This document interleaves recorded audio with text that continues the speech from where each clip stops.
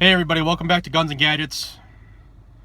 Today is Friday, June 24th, 2016, and there was another step made towards the gun control vote that started on Monday. The four amendments that were proposed were defeated on Tuesday, and then the whole sit-in started with all the Democrats in what many, including myself, view as like a whiny crybaby scenario because they didn't get what they wanted. Well, yesterday the sit-in ended, and the Democrats agreed to end. So I started looking into why it ended, because it was clearly a publicity stunt.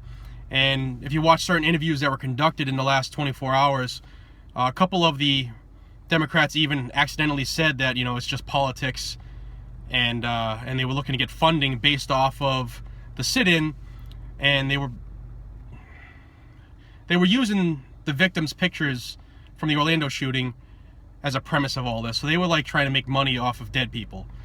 But that's not what this video is about, because that's pretty freaking low. But yesterday, June 23rd, 2016, Thursday, after this whiny session was ended by the Democrats, apparently the Republicans agreed to do a test vote. And the test vote was based off of the bill, the gun control bill, that was submitted by Senator Susan Collins out of Maine. Now, I did a video on that proposed bill on Tuesday, and please check that out.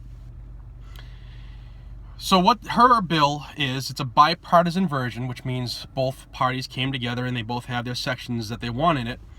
And this would ban people on two federal terror lists from buying guns. Now, the two lists in question are the no-fly list and the selectee list, which I didn't even know existed. Maybe that's my fault, or maybe it's just a secret list that I accidentally found out about. But the selectee list is a list in which people can fly, but they're subjected to extra scrutiny at airports. It's like, oh, you might be a terrorist, or you really might not be, but we're just going to watch you type deal. Now, I did see a couple stats. I don't know how accurate they are, because I didn't get to see the numbers for myself. But an estimate on the no-fly list, under the Bush administration, there were 47,000 people on that list. Currently, under the Obama administration, there are over 750,000 people on that list. Now, a second version of these numbers that I saw was drastically different. That's why I don't know how accurate they are. But the second one I saw said there were 109,000 people on the list, and I don't know which one of the two lists it was referring to. It was just numbers that were chucked out there real quick. And of that 109,000, there were approximately 2,700 Americans on that list. So you can see there are a lot of people that stand to lose their rights. And like I've said before, there are numerous people on these lists that shouldn't be there, and it's been proven. So as long as these lists are arbitrary and someone can be put on without due process, which means going to court and sitting in front of a judge and having your side heard legally by an independent party, as long as you can just be put on for whatever reason, because you're taking a trip to Morocco, or you're hanging around with somebody who's Muslim, or whatever it is, they can put you on for anything, folks. And that's the truth. Look it up. See through the smoke. But as long as that's the way it is, then all this is unconstitutional. I am for banning anybody who is actually a terrorist being watched from getting weapons. But like I've said in other videos, you can't stop anybody from getting a gun, especially if they come from other parts of the world, because they don't have the laws that we do and they don't recognize them. So this is a bunch of hogwash.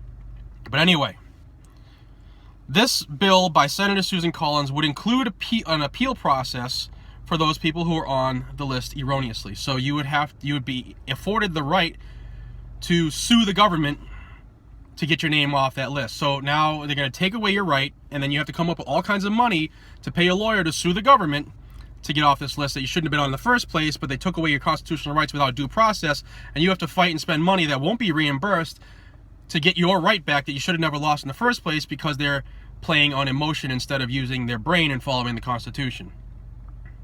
You following me? So this amendment is being submitted as an amendment to the spending bill that's currently being worked up right now. And the test vote yesterday fell short of enough votes to be adopted. These votes need 60 to be adopted, and this one lost in the test vote of a tally of 52 to 46, just 8 votes short of being adopted. Make your phone calls. Jump on these people. Let them know we still have a Constitution. We still have the Bill of Rights. We still have the Due Process Clause. You don't get to pick and choose what parts of my rights I can have or what parts of your rights you don't want. They're our rights, and we're not giving them up for anybody, especially over something as stupid as playing off of somebody's emotion because of a crisis. I mean, this administration doesn't let a good crisis go to waste. But you can't take my rights because you don't think you want them.